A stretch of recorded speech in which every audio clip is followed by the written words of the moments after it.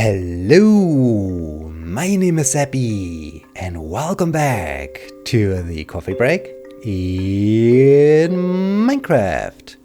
Today is Wednesday, January 18th, 2017. I'm still on my journey back home from the expedition to get in some sandstone, which I like to use as the building material for the 2016 monument. So it's time to pick up the bed again, to grab the torches and to continue on towards my home area so that I can finally start to build the 2016 monument. Wait, I see something very special in this direction. Oh, and I see it even over here. There are some slimes. Oh, that's marvelous. Slimes are cool. Alright, let's get the sword out. Oh dear, so many slimes, oh dear. I'm swamped by slime. Alright. Wow, so many slimes. Give me your delicious, your useful. That sounds better. Delicious slime blocks, slime bubbles sounds weird, but useful seems to be a good attribute. So yeah, let's grab them. That's fantastic. I thought I saw some more slimes. At least I saw some green movement in this general direction. Maybe I can find some more slimes, or have they despawned, or was this just an illusion? I don't know, but that's cool. I was right. I saw some green movement, and I hoped that there would be slimes, and indeed there was at least one slime, but I thought I saw more of them. So let's see, are there more slimes? This would be awesome. No. I think that's it. I think I got all the slime. No. I was right. There's another slime. Cool. This is amazing. Hey, slime. Come over here. Oh, sheep. No, you not you. Go, sheep. Please move to the side. I don't want to kill the sheep. Just want to get the slime. Oh, there's the other slime. Hey, come here. Alright. Yes, I agree, sheep. I agree, sheep guy. Okay, I got 36 slime bubbles. That's cool. Yeah, they are very useful. I don't know. I don't want to know if they are delicious, but they are useful. They are definitely useful. So I'm happy that I found those slimes, and now I can continue on towards my home area. And yeah, unfortunately, or maybe luckily, nothing special has happened since the last episode. Well, something special has happened, as the winter has returned indeed. The good and fantastic and marvelous and awesome winter is back. We got some new snow and we got freezing temperatures. We have temperatures of around -12 centigrade during the night and up to -2 during the day. So that's perfect. That's really amazing. This is exactly what I enjoy. So I'm happy. I'm really happy. I try to spend at least 1 hour per day outdoors in order to... Dang it. I wanted to avoid this. I tried to drift around the lily pads, but no, it had to happen. It had to happen that I ran into a lily pad. Okay. So, yeah, I try to spend at least 1 hour per day outdoors to enjoy the winterly scenery, to enjoy the winter, to enjoy the freezing temperatures, and it's fantastic. It's really amazing. I even think about going skiing because, as you might know, there is a ski area in the vicinity of my town. It's only 30 minutes or so by car, and the good thing is it's in the small little village where my grandparents live. So not only I can go skiing, I can also visit my grandparents, which is all the time pretty nice. So I'm thinking about going skiing, but I don't know if I have enough time to do so. It would be really fantastic to do this because skiing is definitely my favorite sports. So yeah, I enjoy this. I enjoy this a lot, and I was really sad the last years because we haven't had a good winter. We haven't had really cold temperatures, so there wasn't enough snow to go skiing. And even as I tried to produce some snow, I wasn't really convinced because at first they had only half of the slope covered in snow. The other half of the slope was still green, was still grass, and that's of course weird. Oh dear, there's a forest fire going on top of that mountain. That's interesting. Let's get the bearing right. I just need to continue this way, alright? Yeah, this looked weird, and I don't know if I really want to participate in going in the skiing activity when they have to use so much energy and they try with brute force basically to get some snow out, and that's weird. I mean, skiing has also something to do with enjoying winterly landscape, and when everything around you is still green and you only have a small little part of the slope covered in snow, then this feels weird. But yeah, now we have snow, and so I hope that, yeah, maybe I can go skiing, which, there might be a cave or a spawner or so, which would be super awesome. So yeah, I will keep you posted about that.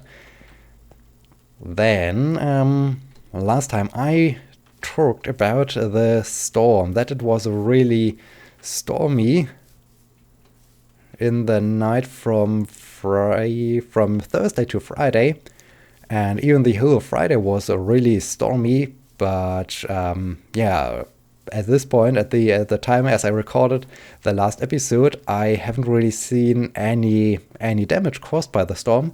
But on a Sunday late afternoon, not Sunday evening, Sunday late afternoon, I started to take advantage of the fantastic winter weather because Saturday wasn't that winterly. It started to really get winterly again on a Sunday, and so I thought, okay, I need to use this weather. I need to go outdoors, and so I decided to go for a leisurely stroll, and yeah, my stroll took me along my usual running track. Normally, I go running in a forest, and my running track is basically just I think it's 2 kilometers or so, which is the path that goes all around the forest. And then I run this pass 5 times so that I can get my usual running distance of around 13 kilometers, a little bit more than 13 kilometers. But yeah, so I just wanted to walk around this forest and no running, just a leisurely stroll.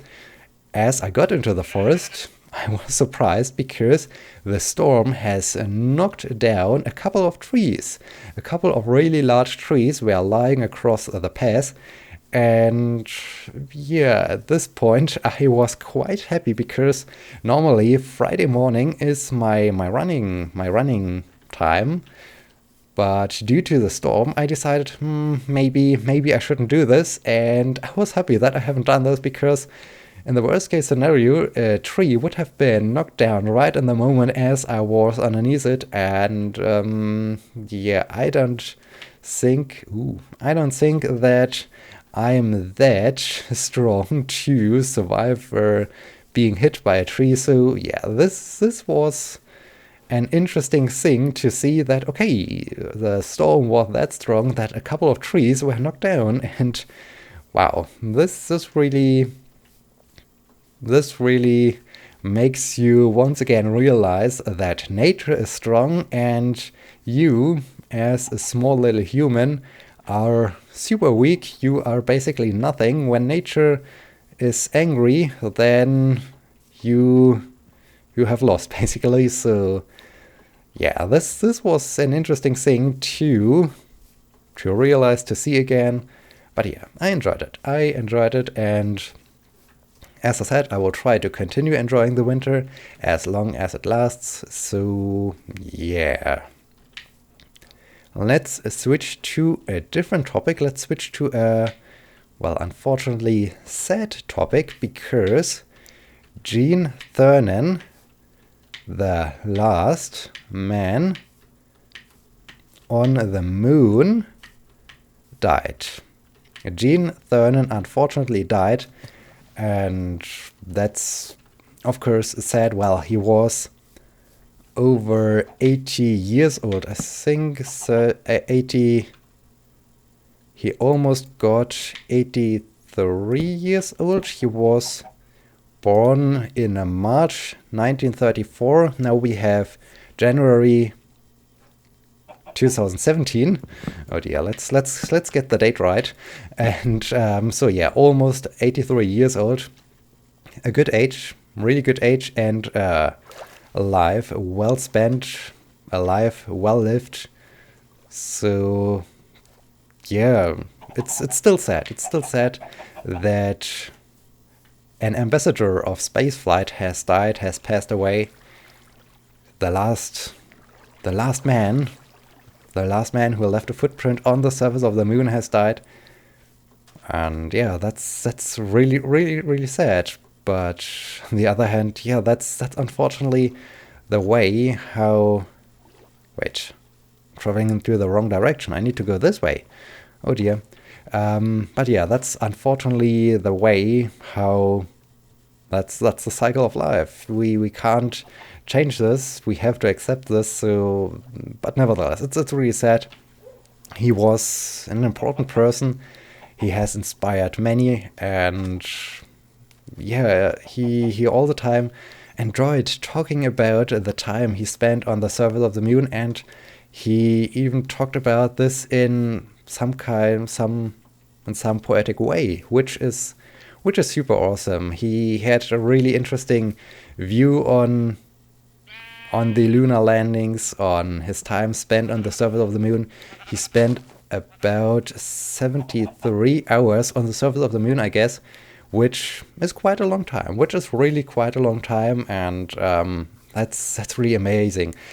I mean, wow, just think about spending 3 days on the surface of a different celestial body. And as I said, since he left the surface of the moon, no other human has set foot on a different celestial body, which, oh dear, this is once again a very, very dangerous death trap, which is surprising, which is super surprising.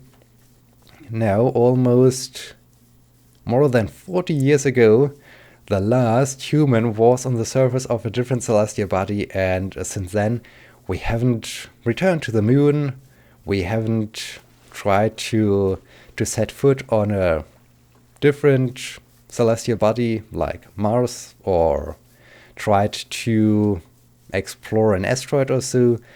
So that's of course a little bit sad.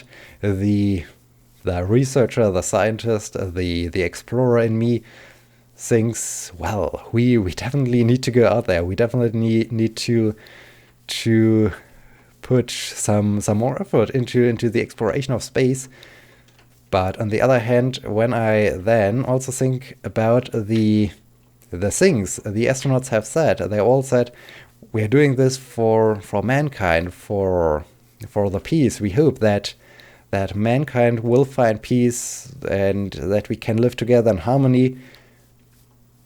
But apparently, since those days, we haven't learned anything. We are still doing the same stupid mistakes. We haven't learned anything. We still aren't living in harmony. So yeah, on the one hand, I have this strong voice in me saying, okay, we need to do this again, but Dang it. But on the other hand, we maybe should also try to solve at first a few problems we still have. We still have to deal with. But yeah, that's probably all the time the same issue.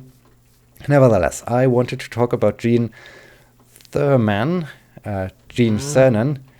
Great guy, really great guy. I really enjoyed watching his interviews, hearing his perspective on spaceflight. Also, he really seemed to be quite modest, because he said, yeah, he really enjoys thinking back to the time spent on the surface of the moon, how fortunate he was to be out there.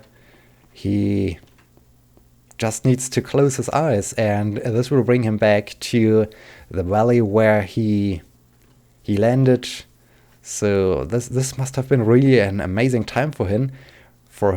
But then he also said, "Why me? Why was I the one who got selected?" So this is also a very, very modest way to think about. He knew that it was maybe not maybe it was just luck or so that he got selected and not someone else. So this is also a very, very great perspective. And yeah, Gene Cernan, really, really great guy. Really sad that another one of the Apollo era passed away. And yeah, just wanted to mention it. Let's move on to a different topic. Let me just check my list. Do I have something else? I do have one question left from Weekend Game. I like to answer your questions in this special series. This should be also a little bit an interactive series, and so Weekend Game took advantage of this and asked me a lot of questions, and only one question is left. I hope, Weekend Game, you will supply me with some more questions once I have answered the last one. But yeah, I also like to invite you. I like to invite all my other viewers. If you have a question, if you like me to discuss a certain topic or so, please feel free to ask this question in the comment section, and I will try my very best to answer it, to discuss it, to provide you with my thoughts on a certain topic. So yeah, would be really amazing when I would hear from you. And oh dear, I just took a look at my notepad and I saw Weekend Game's question. The notepad, the window, is basically the size of my computer screen. So it has the height of my computer screen, and it has the width of about half of my computer screen. So it's relatively large. The window is relatively large. And Weekend Game's question, the last question, covers about half of this window. So that's really a novel, and I think that's also the reason why I will answer this question in the next episode, because we are already quite... Oh, it's already past noon, so yeah, I think when I have read the question, we have nighttime, so I think I should discuss something else, and I like to discuss something related to computer games, because, yeah, computer games, when you really want to be good at a computer game, especially when it's a competitive computer game, so Hearthstone, Overwatch, Dirt Rally, anything where you have to, or where you can compete with other players, you need to make the choice if you want to play a lot of computer games and just get to a certain level, or if you want to be super fantastic, super good at a computer game, and then you have to basically dedicate all your game time to one computer game, and that's... Oh dear. Okay, that's a nice drop. That's a nice drop down.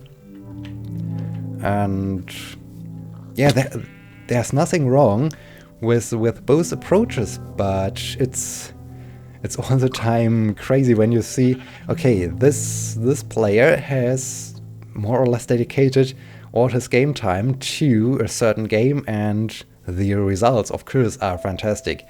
Right now I'm referring to Dirt Rally. Recently I watched Maestro Ponchik's run in... where have we been? Wales, in Wales. And it was fantastic. It was really fantastic. He was driving all the time at the limit of the car, which is fantastic to watch, to enjoy. But on the other hand, it also shows that you need a lot of dedication. You need to invest a lot of time to get there. It goes along with the theory that once you have spent 10,000 hours on one activity, you have mastered that activity. I think, was it 1 year ago or so as Coneländer started, or was it in the middle of the last year? But at some point I heard from Maestro that he had already 900 over 900 hours played in Dirt Rally, which is crazy, which is super crazy. Maybe I have this high amount of game time on Kerbal Space Program, maybe Minecraft, but yeah, Dirt Rally, I'm still very far away from this. So this really proves the theory of, well, there are even a lot of other proofs of the theory that once you have spent 10,000 hours doing one activity, then you have mastered it. But yeah, it shows really, if you want to be super good at a certain game, then you have to play this game for a really long time. And the results, of course, are good, but on the other hand, it's the question: do I want to basically diversify and experience a lot of games, or do I really like to be super good at a single game? And as I said, there's no right or wrong approach. All the approaches are good, but it's still fantastic when you can see something and you think, wow, I like to have such a performance as well. But then I realize again, okay, I like also to play Kerbal Space Program. I also like to play all the other games. So yeah, it's really an interesting thing, a thing I really enjoy to watch, and often I wish I would have the same performance. I would be as fast, as smooth as those super fast guys are, but then I also think, hey, I can also play some other games over the long run. At some point I might get there that I also have such a performance, but yeah, I think it's really, yeah, it's hard to define. I think it's really how much you really enjoy the game, how much you want to invest in a game, and but yeah, I don't really know what I wanted to achieve with this discussion, why I started to discuss this topic. I just thought, hey, it popped into my mind, I think, because I watched Maestro's live stream as he did his run in Wales, which was just mind-blowing. How can you be so super fast, but yeah, then you also have to put it into perspective, the amount of playtime, the amount of practice. So it's fantastic. It's really fantastic. And with this, I'm back in my tower. I'm back at my home area. So next time I can start to build the 2060 monument somewhere over there, the Monument Valley. It's, of course, already nighttime. We are at the end of this episode, so it won't happen in this episode.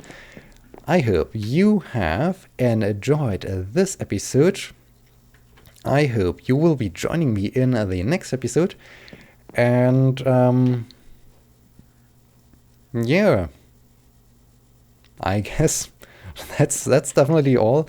It feels a little bit like a slow episode today. It feels a little bit, yeah, weird. Not really as exciting as other episodes, but maybe that's just my impression. Alright, enough of that. I hope you have enjoyed it. I hope you will be joining me in the next episode. Until then, my name is Sebbi. See you!